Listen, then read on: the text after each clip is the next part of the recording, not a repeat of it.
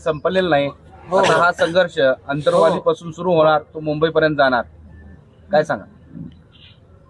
त्याला नाविलाज आहे मराठा समाजाचा। मराठा समाजाचं नाविलाज आहे। मराठा समाजानं सरकारला 7 महिने जवळपास वेळ दिलेला। याच्यापेक्षा मराठा समाजात आणखीन काय प्रामाणिकपणा पाहिजे? आणखीन सरकारचे काय शब्द मराठा समाजानं ऐकायचे? आता स्वतःचे मुलं जर मोठे करायचे तर आम्हाला मुंबईकडे गेल्याशिवाय पर्याय नाही।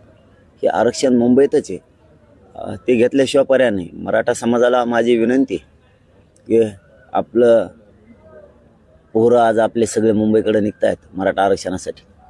पाठीमागून त्यांच्या पाठीवरती हात ठेवा, त्यांच्या पाठीशी खंबीर पाठीमागून उभे राहा।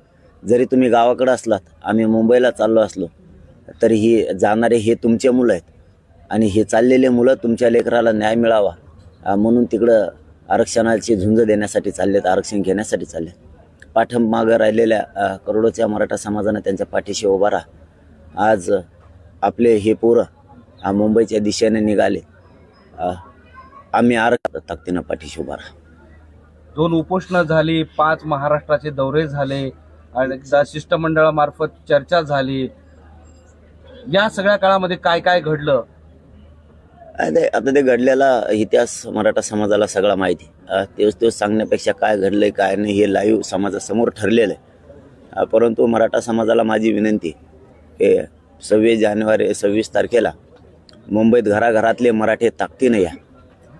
आम्ही मुंबईकडे आज निघालो, तुम्ही आजपासून 26 जानेवारीच्या मुंबईला येण्याच्या तयारीला लागा। घरात एक सुद्धा मराठा नाही राहिला पाहिजे, अशी ताकद मराठ्यांनी यावं।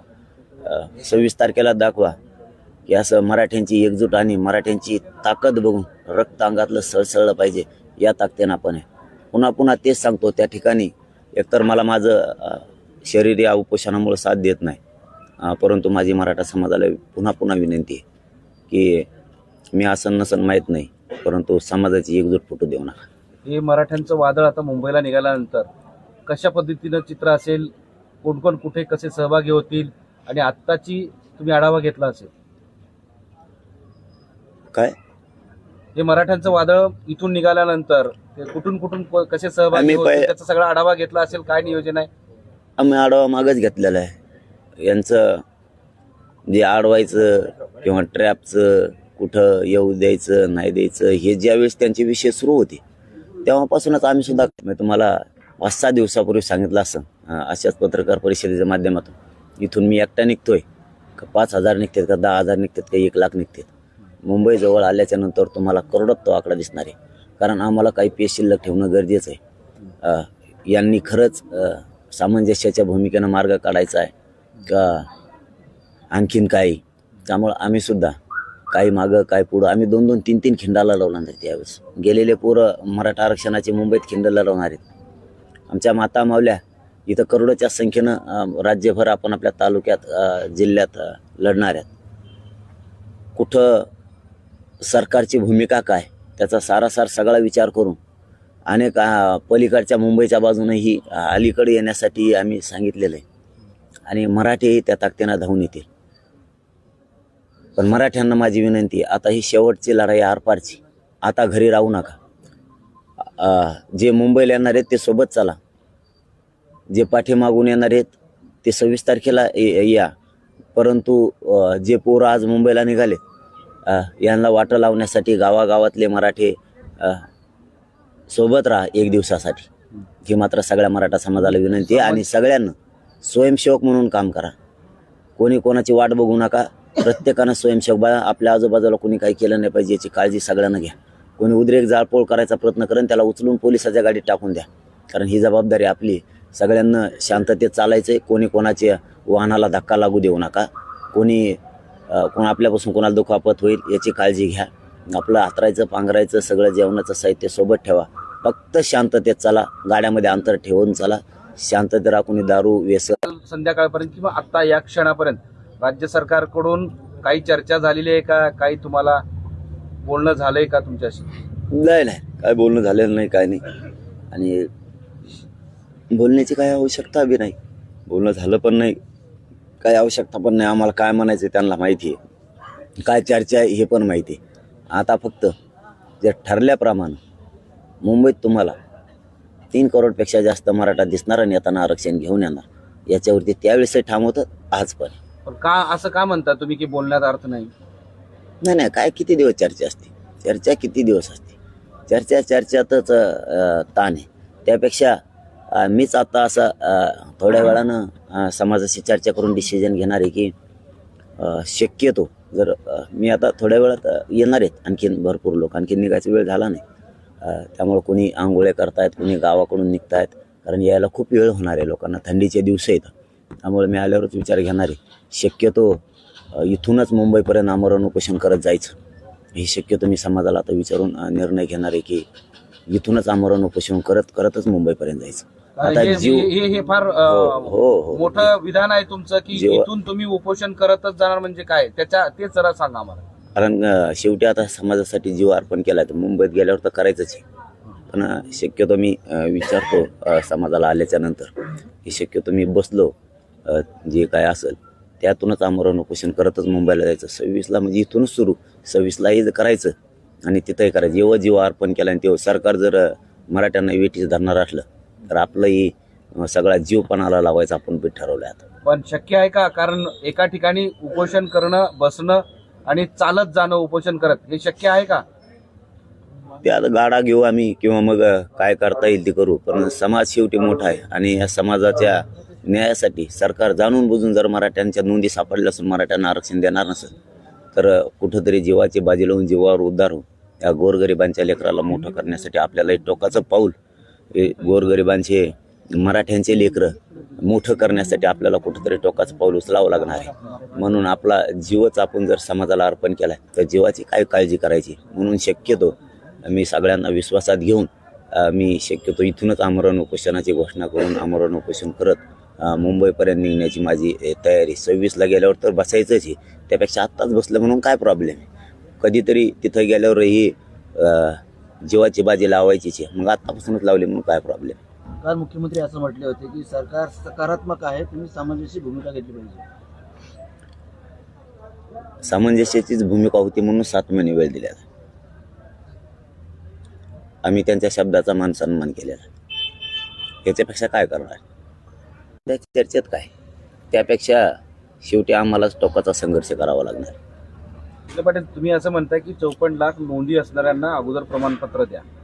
जर सरकारने या सगळ्या काळामध्ये ही प्रक्रिया पूर्ण केली तर 23 डिसेंबरपासून आत्तापर्यंत करू शकत होते. जाणून बुजून मराठ्यांच्या लोकांचा वाटोळं करायचं हे सरकारचं स्वप्न दिसतं. त्यामुळे आम्हाला आता टोकाचा लढल्याशिवाय पर्याय आणि ते देतील अशी आशा तरी कशी धरावी. कोण विरोधात आहे, कोण मराठा आरक्षणाच्या बाजूने आहे, यामुळे काही अडचणी येत आहेत. त्यापेक्षा आपणच आता लढलं पाहिजे. सामंजस्याच्या भूमिकेला मुख्यमंत्री साहेबांच्या आम्ही कधी साथ दिली नाही. त्यांनी 30 दिवसाचा वेळ मागितला, आम्ही 40 दिवसाचा दिला. त्यांनी 3 महिन्याचा मागितला, आम्ही 3 महिन्याचा दिला. त्यानंतर त्यांनी 2 महिन्याचा 24 डिसेंबरपर्यंत मागितला, आम्ही 2 डिसेंबरपर्यंत सुद्धा 24 डिसेंबरपर्यंत सुद्धा वेळ दिला. आता 23 डिसेंबरला आम्ही घोषणा केली की आपण मुंबईला चाललो आहे.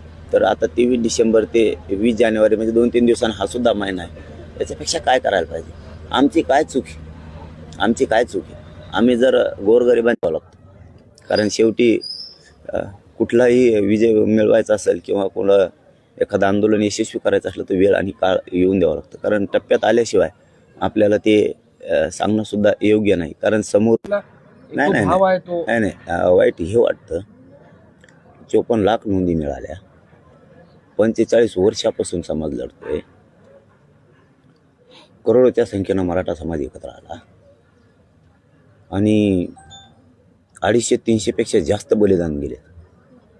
आमच्या लेकरांच्या डोळ्यात कंपाळाचं आई बहिणीचं कुंकू सुद्धा गेलं. अरे इतकं निर्दयी सरकार असू शकतं? ज्या सरकारला या मराठ्यांनी हृदयपणा काय असायला पाहिजे. माझा मराठा समाज आज ताकदीनं लढतोय. हजारो केसेस झाल्या, आमच्या माता माऊलींचे डोके फोडले, तरी आम्ही शांततेत करतोय. आजही 1 महिना झालाय आमरण उपोषणाची आणि मराठे मुंबईकडे जाण्याची घोषणा केलेली, तरीही सरकार गांभीर्याने घेत नाही. इतकं निर्दयपणा यांच्या अंगात असणं म्हणजे हा खूप अन्यायाचा कळस झाला, खूप अन्यायाचा कळस झाला. आणि शेवटी आता मराठ्यांनाच हे शांततेचा आसरा हातात घेऊन यांना आपल्या लेकराला न्याय मिळणार नाही. हे बघा, मी लढायला आणि मरायला कधीच भेट नाही आणि भेटणार सुद्धा नाही. पण मला एक वाईट वाटतं की इतका निर्दयपणा मंत्र्यात आमदारात असू शकतो, सरकारमध्ये असू शकतो. शेवटी तुम्ही सुद्धा माणूस आहेत, तुमच्यात माणुसकी जिवंत असली पाहिजे. अरे जर तुमच्या डोळ्यात एकदा आत्महत्या झाल्यात तर तुम्हाला झोपसुद्धा नाही यायला पाहिजे. आणि तुम्ही मात्र संतापाची लाट म्हणून समोर येईल. लाट तर मराठ्यांची आहेच, परंतु काय असतं शेवटी मला माहीत नाही, मी समाजात असं नसेल, फक्त मराठ्यांनी एकजूट नाही पडू द्यायची. मी आता छातीवर गोळ्या जरी पडल्या तरी मी माग हटणार नाही. कारण पोरं मराठ्यांचे मोठे झालेले बघायचे आणि मी ते बघण्यासाठी सज्ज झालेलो आहे. मी रात्रभर झोपलो नाही.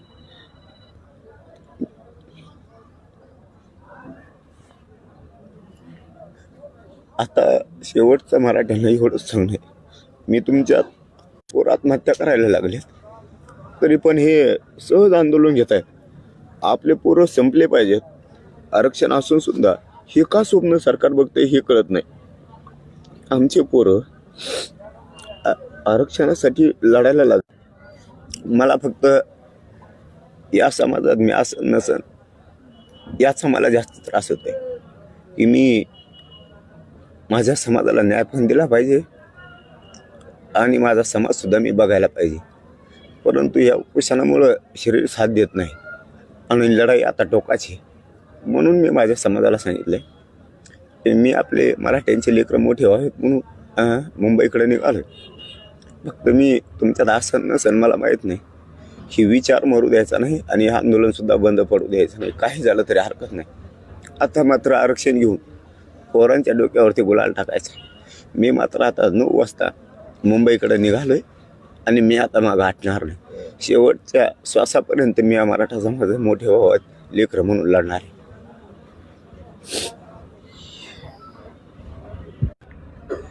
की जे कुटुंब ज्या बांधवाने आमची आत्महत्या केली ना, त्या माता माऊली जाऊन जरा करता पुरुष घरात नसल्यावर काय होतं. ज्याचा एकुलता एक पोरानं आत्महत्या केली त्याच्या बापाला जाऊन विचारा काळजातलं लेकरू नसल्यावर काय होतं. ज्या दिवशी संक्रांतीचा सण करायचा त्या दिवशी त्या माऊलीला नवऱ्याची पण आठवण आली आणि कंपाळाला कुंकू कसं लावायचं याची पण आठवण आली. माझ्या डोळ्याला पाणी येण्याचं कारण ते की शेकडो माता माऊल्यांच्या कंपाळाला कुंकू नाही राहिलं आमच्या. तरी इतका निर्दयपणा सरकारच्या मनात असू शकतो. आता यांचा नीट उभा सरळ केल्याशिवाय मराठ्यांना आता शांत बसून नाही चालणार. शेवटी आपले मुडदे पडत असले ना, आपल्या मराठ्यांच्या पोरांचे वाटोळे होत असले, आता आपल्याला शांत बसून नाही चालणार. कारण आपण आता बघायची भूमिका नाही घेऊ शकत. आपल्या मनगटात खूप ताकद आहे. आता आपल्याला तिचा पुरा उपयोग करायला लागणार आहे. कारण बलिदानं गेलेत असे काही काहींचे एकुलते एक मुलं गेलेत.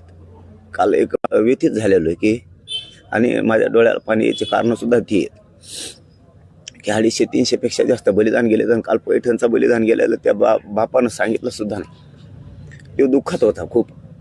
त्याने सांगितलं आता माझं एकुलतं एक पोरग गेलंय, फक्त तुम्हाला सांगायसाठी आलोय, जाऊ द्या.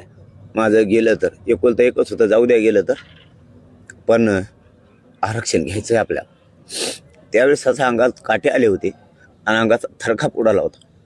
एकुलता एक पोरगा जाऊन जर समाजाची ही भावना असते तर इतकं नालायक सरकार असू शकतं की लेकरं त्यांचे जनतेतले लेकरं मरत असताना सुद्धा, त्यांच्याच जनतेतले लेकरं मरत असताना हे सरकार उघड्या डोळ्यानं बघू शकतं. ते बी हक्काचं आरक्षण असू काय वाटत असेल त्या बापाला. पोरगण ह्या आत्महत्या केली मराठा आरक्षणासाठी, एकुलतं एक होतं. काय राहिलं त्याच्या घरात? कोणीच नाही राहिलं. असे शेकडो कुटुंब आहेत या महाराष्ट्रातले की त्यांच्या घरातले करते पुरुषी गेले, कोणाचं एकुलतं एक पोरगं गेलं, पेटून बाहेर आहे. केशे फिशे सगळं झुगारून लावा, काय होत नाही त्यांनी. आपले लेकरं मेलेत ते आपल्यात नाही आहेत. त्यांच्या बलिदान, त्यांचं स्वप्न आपल्याला पूर्ण करायचं. म्हणून सगळे घराच्या बाहेर पडा आणि मुंबईकडे चला. मी शक्यतो आता समाजाला विचारून शक्यतो आजपासूनच आमरण उपोषण करत करत मी रस्त्यानंच मुंबईपर्यंत जाणार आहे. 26 जानेवारीपर्यंत तिथं गेल्यावरही मला उपोषणच करायचं आहे. शेवटी मला जीवाची बाजी तिथंही लावायची. पेक्षा या गोरगरीब मराठ्यांचे पोरं मोठे व्हावेत, मराठा समाज मोठा व्हावा आणि याला आरक्षण मिळावं म्हणून. आणि ते जे बलिदान गेलेत, या बलिदान मला इतके व्यथित करायला लागलेत की मला करमतसुद्धा नाही त्या बलिदानामुळे. त्यामुळे त्यांचं स्वप्न आता पूर्ण करायची वेळ आली. बलिदान गेलेल्या भावांची हजारो लाख समाजाला, मायबापाला विचारून तिथं गेल्यावर करू का, इथूनच सुरू करू एवढं विचारणार. मात्र माझी 100% मनस्थिती झालेली की आता आमरण उपोषण करतच मुंबईपर्यंत जायचं.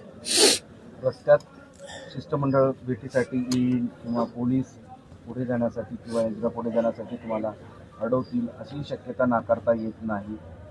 त्यावेळेस तुमची भूमिका काय असणार? नाही, त्यांचा येण्याचा काय संबंध नाही. त्यांचा येण्याचा काय संबंध. त्यांनी आरक्षण देणं जबाबदारी त्यांची. कारण शासकीय नोंदी जर सापडून तुम्ही देत नसाल तर आता मात्र आम्हाला आता लढावं लागणार आहे. हे मी जास्त खचतो कुठं की माझ्या जर लक्षात हे असं भावनिक क्षण आला तर मात्र तिथं खचतो. नसता मी इतका कणकर आहे की मी सरकारलाच काय, मी कोणालाच गिनीत नाही. मराठा ही होतो म्हणून मला रात्री असं लक्षात आलं की आपल्याला तिथं लावून बी जीवाची बाजी लावायची आणि इथून लावायचं. आपण इथूनच आमरण उपोषण करून जाऊ. शेवटी सरकारच्या दारात मरण आलं तरी ते चांगलं, परंतु मी माझ्या मायबापाला सोडून 500-600 किलोमीटरवर जातोय. मी असो नसो तुमच्यात, मात्र आरक्षण घेतल्याशिवाय आंदोलन नाही थांबवायचं. आता पण थांबवण्याचा प्रयत्न होईल असंही नाकारता येत नाही. रस्त्यात तुम्हाला अडवलं ते तसं करूच शकत नाही. कारण आम्ही सुद्धा तसं निवेदन आमचं सुद्धा आहे की कोणत्या बाजूनं. मग आता मुंबईकडून येणारे कोण आणि महाराष्ट्रातून येणारे कोण, सहभागी होणारे मध्ये कोण नसता. आम्ही सुरुवातीलाच इथून 1 करोड लोक सोबत घ्यायची सुद्धा आमची तयारी होती की इथूनच 1 करोड घ्यायचे. पण समाज एकमेकावर एवढा विश्वास आहे सध्या. समाजाला जर सांगितलं आत्ताच तुम्ही नाही यायचं, जर आपल्या लेकरांना काही त्रास झाला तर तुम्हाला मदतीला यावं लागणार आहे शांततेत. त्यामुळं काही लोक पाठीमागं सुद्धा थांबले, काही लोक आता येणार सुद्धा आहेत. आणि आता वाटा लावायला सुद्धा लाखात लोक येणार आहेत. लोक आता घरं सोडायला लागलेत. सगळे मराठ्यांचे लोक घरी न थांबता कामं सोडून. बैठक आहे आणि सगळ्यांचे संवाद लगेच आहे का? आणि तुमचा निर्णय किती वाजता जो नाही आहे तो सांगणार? नाही, बैठक काय नाही. आज बैठक काय नाही. चालताच संवाद ते आहे समोर. चालताच विचारणारे आणि एकाएकीच घोषणा करणारे. नाही म्हणले तर बघू पुढे गेल्यावर काय करायचं ते. परंतु माझी 100% मनस्थिती आता झालेली की मला ते बलिदान माझ्या डोळ्यासमोर दिसत आहेत.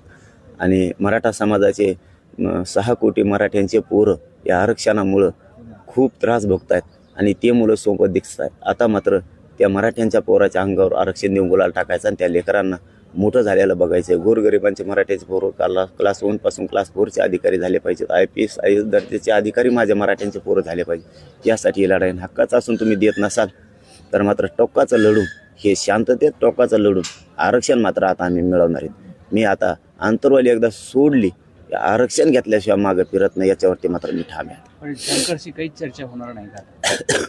नाही, 2 जणांना डायरेक्ट आपण दरवाजे चर्चेचे बंद केले होते.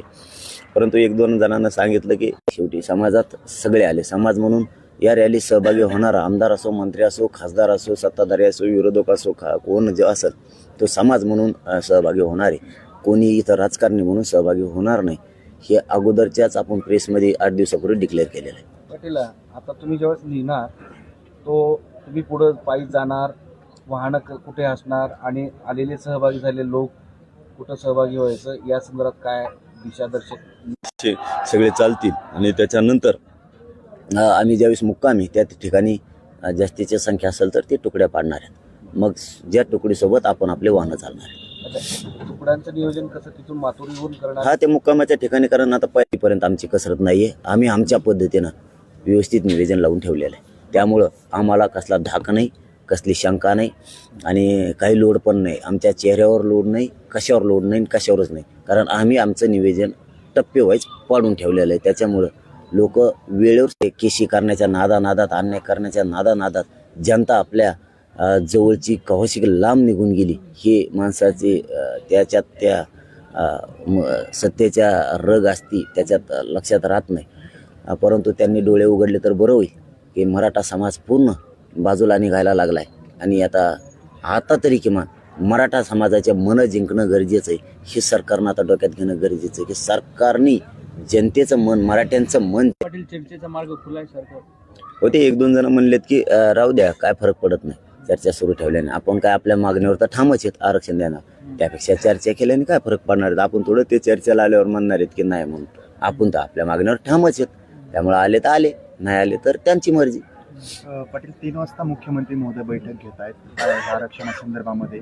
ज्या प्रकारे तुमचा आंदोलनाचा वेळ जसा जवळ येतोय सरकारवर दबावही वाढत चाललेला आहे, तर ते तुम्ही दरवाजा जो उघडा ठेवला आहे त्यातून काही वाटतं का आज काही होऊ शकतं? कारण वारंवार सरकारकडून निरोप येणं किंवा शिष्टमंडळ येणं, बच्चू कडू अखेर त्यांनी सुद्धा हात टेकले, आता ते तुमच्याच सहभागी होत आहेत. आणि आता त्या नाविलाज आहे, त्याला आमचा नाविलाज आहे. आता त्यांना हे बघा, ते आमचे शेगानी मी गावे खेळतात का नाही. आता हे चॅनलवरती नाही बोलायला पाहिजे. आता आमचाही संख्या कमी दिसणार आज. आम्हाला खेळावं लागणार आहे. तुम्ही आम्हाला भ्रमात ठेवलं आहे. आम्हाला आता तुम्हाला काहीच नाही बा असं बी दिसलं पाहिजे. आता मी नाही बोलायला पाहिजे या गोष्टी. नाही, काहीच नाही दिसलं पाहिजे. तुम्ही आमचे लोक मुंबईजवळ आल्यावर कशा पद्धतीनं येणार आहेत, किती करोड येणार आहेत, आमच्या मराठ्यांनी नियोजन केले आणि ताकदीनं केले. तुम्हाला 3 करोड बघायचेत ना, 3 करोड क्रॉस करून दाखवतात मराठ्यांना. रात्रीचा आकडा सांगतो तुम्हाला, 3 करोड मुंबईत क्रॉस करून दाखवणार आहेत मराठ्या. पण काही जणांनी आक्षेप घेतला 3 करोड कटत खिल्ली उडवली त्या तुमच्या ह्याच्यानं. ते बदग्याचं जाऊन तिकडे असल्या बुंगाऱ्याच्या नाही नाद लागत नाही. असले बुंगाऱ्याचं काय खरं आहे, कामातून गेलेली ते त्यांचं काय असलेच काय. तू मोज म्हणा तिथं उभारून चल, तुझ्यासाठीच निवेदन आहे, तू ये मोजायला. मोजे तू फक्त आता मराठी किती नसतं इथून एका हाकेवर. हे बघा, कॅनल्याचं म्हणलं मग तराला लागलं मग आपल्याला जमत. इथून 50 लाख ते 1 कोटी लोक काढतो. मग आमच्या लोकांची किती हरबडी. आम्ही आमचं निवेदन व्यवस्थित केलं. हरबडी बी नाही झाल्या पाहिजे, कोणी आजारी नाही पडलं पाहिजे. लोक येते नुसते आमच्या गोदापट्ट्यातले 123 गावातलेच, नुसते 123 गावातलेच सगळे निघू शकते. पण सगळ्यांच्याच हालापेष्टा करायच्या, सगळ्यांनाच बेजार करायचं, त्यापेक्षा वेळेवर या ना. आम्ही चलतो तोवर पुढं. जे आता इथं अंतरवालीमध्ये आलेले आहेत ते ट्रॅक्टर, टेम्पो, ट्रॉलीसह आलेले आहेत. त्याच्यामध्ये सगळं गॅस, खानपान सगळं घेतलंय. काही जणांनी स्वतःच्या पाण्याचे टँकर सुद्धा हे केलेले आहेत. हे सगळं आहे. पण जेवणासाठीचं दिवसभराचं नियोजन काय आहे आणि मुक्कामाच्या ठिकाणी, कारण थंडीचे दिवस आहेत प्रचंड, रात्रभर कुडकुडत थंडी. समाजानं तयारी केलेली, त्यामुळे ती काहीच अडचण नाही. आम्ही आमच्या पद्धतीनं सगळं नियोजन केलेलं आहे. मराठा कोणत्या दिवशी मुंबईत येणार याचंही केलेलं आहे आम्ही. मागच्या लोकांनी कधी कसं थांबायचं हेही केलेलं आहे. आमच्यासोबत नुसती गर्दी होऊन आपल्याच लोकांचे हाल होऊ नयेत, आपल्याच लोकांचे एकमेकाला इन्फेक्शन झाल्यासारखं ही होऊ नये, किंवा आपलीच रांग जाऊ नये 10-50 किलोमीटरवर आणि मग आपलेच माणसं आपल्यालाच सापडू नये, असं नाही हो. आम्ही हे बघा इतकी अप टू डेट काळजी घेतलेली की लोकाला दाखवून काय नाही करायचं आम्हाला. लोकाला दाखवून काय नाही करायचं. लोक इतकेच आहेत सुरुवातीला आणि तितकेच आहेत. आम्हाला यश महत्त्वाचं आहे. लोकाला दाखवण्यात आम्हाला मोठेपण नाही किंवा फुशारक्या मारायच्या नाही की इतके तितके. आमचे निवेदन आम्ही पद्धतशीर केलेलं आणि त्याच्यात आम्ही 100% आजचे बघून यशस्वी झालो. नाही तर आम्हाला असा दाखवता की आपण मस्त सांगितलंय पण येत का काय पुरीच लवखंड. पण मात्र लागते या जातीला लोक म्हणत होते का एक होत नाही, ऐकत नाही. खरंच धन्यवाद द्यावा लागतील की जे निवेदन ठरलंय त्याप्रमाणे पुरी ताकदीनं आता 26 तारखेला येतील याची मला पक्की गॅरंटी मिळाली. वेदना घेऊन जाणारे मराठी आले होते तुम्हाला भेटायला, त्यांनी स्वतः तुमच्यापासून सोडवलं होतं. आता वाटतंय मुख्यमंत्री साहेब परत येतील, तुम्हाला भेटतील, काही तोडगा काढतील, कारण त्यांनी महाराजांच्या समोर शपथ घेतली होती आरक्षण दिल्याशिवाय मी काही स्वस्त बसणार नाही. तो त्यांचा प्रश्न आहे. आता काय करायचं, आमचा प्रश्न आमच्या समोर आहे. त्यामुळे आम्ही तर मुंबईकडे निघालो. त्यांनी काय करायचं काय ठरवायचं त्यांचा प्रश्न. तुमचं काय आव्हान आहे आता शिंदे साहेबांना किंवा नाही आव्हान केले. आता किती दिवस आव्हान करणार. आव्हान करायला सुद्धा काही मान मर्यादा आहे. किती दिवस. मराठ्यांमध्ये उत्साह जास्त आहे. जागोजागी सत्कार, बरंच मोठमोठे हार वगैरे ठेवले. पुन्हा तेच सांगू का. हां, खरंच मला एक आलता मराठा समाज 14 तारखेला म्हणून गर्व वाटला माझ्या जातीचा. आणि आज सुद्धा गर्व वाटायला लागलाय. सांगितल्याप्रमाणेच मराठा जमलाय. मला इतका धाक पडला होता की जर हे पहिल्यासारखे लोखंड इकडे आले तर आपलं सगळं नियोजन कोलमडणार आहे पहिल्याच दिवशी. परंतु ज्या ज्या टप्प्यावरती निवेदन झाले, जसे जसे मराठी सहभागी होणार आहे तसाच मराठा वागायला लागला. मला इतकं कौतुक वाटायला लागलं ह्या जातीचं की खरंच अशी जात होणेच नाही. हा, मराठ्यासारखी जात होणेच नाही. इतकं कौतुक वाटायला लागलं मला जातीचं. सांगल तसंच सध्या मराठा समाज करायला. मराठी मला आजच्या निवेदनावर असं आनंद वाटायला लागला की 100% ठरल्याप्रमाणे मुंबईतच मराठी सगळेचे सगळे 3-4 करोड मराठी मुंबईतच घुसणार आता. पाटील, आम्ही मनोज जरांगे पाटील लढणारे, ओरडणारे, गर्जना करणारे पाहिले, मात्र आज डोळ्यात अश्रू असणारे जरांगे पाटील आम्ही पाहिलेले आहेत. वेदना मनामध्ये आहेत. मात्र दुसरीकडे तुम्ही आता जे विधान केलंय, सरकारच्या दारात मरण आलेलं कधीही चांगलं, ही वेळ येऊ शकते का? कारण ह्या तुमचं जे विधान आहे ना, हे प्रत्येकाला एक हृदयाला धक्का देणार आहे. काय आहे की आत्महत्या हे झालेलं आहे. कारण मी माणूस आहे बघा, मी निर्दयी नाही. मला ते आत्महत्या मला इतकं काळजाला लागलं ते की एकुलता एक मुलगा गेला, बापानं सांगितलं सुद्धा नाही. म्हणजे आरक्षणासाठी मराठ्यांची कोणत्या टोकाची तयारी. त्यामुळं मग आपलं मनस्थिती अशी झाली की चला आपण जीवच समाजाला अर्पण केलाय ना, आता तिथं आमरण उपोषणाचे ना टोकाचंच, त्यापेक्षा हे दोनच करत चला, काही हरकत नाही. समाजासाठी जीवन अर्पण केलंय, मरेपर्यंत आता मागं नाही हटायचं. म्हणजे हे आंदोलन म्हणून ते डोळ्यात पाणी आले होते. म्हणजे ते असं नाही, ते मी माणुसकी आणि माझ्या भावना मला सहन नाही होत म्हणून हे आंदोलन शेवटचं आणि यानंतर कधीच मराठ्याच्या आरक्षणासाठी आंदोलन होणार नाही असा तुम्हाला विश्वास वाटतो. त्याच विश्वासानं तुम्ही निघताय. हो, आता नाही मराठा आरक्षणासाठी बार आंदोलन नाही करायचं. हे शेवटचं आणि पहिलं आंदोलन इतक्या ताकदीनं होणार आहे की मी सांगितलं ना तुम्हाला आत्ताच की समाजाला सांगितलं तसं समाज करतो. इतका गर्व वाटतो या समाजाचा. शांततेत सांगितलं मराठी शांततेतच. आता मुंबईला शांततेत यायचं सांगितलं मराठी शांततेत येत. टप्प्याटप्प्यानं आपण मुंबईकडे एकदाच जर गर्दी केली तर सगळं कोलमडून जाईल आपलं, हेही समाजानं मानलं. म्हणजे मला इतका आज काय बोलावंच कळत नाही, इतका आनंद झाला की समाज खूप ऐकतोय. आणि 26 तारखेला करोडोंना मराठी मुंबईत घुसणार आहे. आता मात्र मला खरं वाटायला लागलं की मुंबईत येणार. जर आज कोलमडलं असतं, सांगितलं एक आणि मराठ्यांनी गर्दी केली, असं जर झालं असतं तर मग मात्र वाटलं असतं आता मुंबईचं थोडं मागं पुढं. आता मात्र 100% मराठी घरी नाही थांबत. 26 जानेवारीला सगळा महाराष्ट्रातला मराठा समाज मुंबईत आहे. आता सगळ्याचे सगळा. आता आम्हाला आज सोयीस्कर जाणार आहे. आता चालायला पण, नियोजन करायला पण, व्यवस्था करायला पण सगळं सोयीस्कर जाणार आहे. आता आमचं नियोजन कोलमडलं नाही. आता मात्र माझ्यात ताकद आली ती बोलल्याप्रमाणे समाजानं केल्यामुळं. आणि त्यांनी पेललंय शांततेचा शब्द मराठ्यांनी पेलला, हे मला खूप आवडतं.